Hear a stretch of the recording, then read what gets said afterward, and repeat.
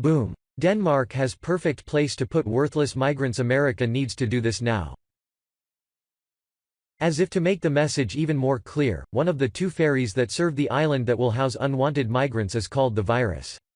They migrants are unwanted in Denmark, and they will feel that, the immigration minister, Inger Støjberg, wrote on Facebook, according to the New York Times. The tiny, hard-to-reach island that now only holds the laboratories, stables, and crematory of a center for researching contagious animal diseases will be the new home to migrants Denmark doesn't want in their country. On Friday, the government announced an agreement to house as many as 100 people on Lindholm Island. Those moved there would be foreigners who have been convicted of crimes and rejected asylum seekers who cannot be returned to their home countries. The 17-acre island, in an inlet of the Baltic Sea, lies about 2 miles from the nearest shore, and ferry service is infrequent. Foreigners will be required to report at the island center daily, and face imprisonment if they do not.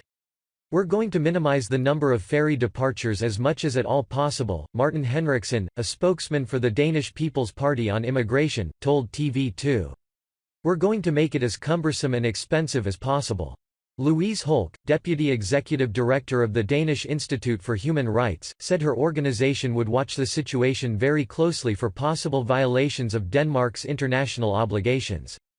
The Danish government expressed that the island was not a prison, but anyone put on the island will be forced to stay there as the ferry service will be infrequent and harshly limited.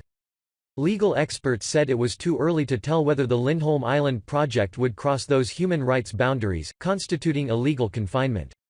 They said it resembled an Italian government project that was struck down in 1980 by the European Court of Human Rights. The Lindholm Island plan furthers the government's policy of motivating failed asylum seekers to leave the country by making their lives intolerable. The New York Times. This is Dean James, and what I am writing is in addition to Mac's article. All illegals, refugees and liberals should all be shipped to an island made of trash. No EBT, welfare or anything. We could drop expired food supplies and tap water from Flint via helicopter once a month. We could also send the trash from the caravan at the Mexico border and let them sift through the trash they are leaving behind. The perfect solution. God bless America.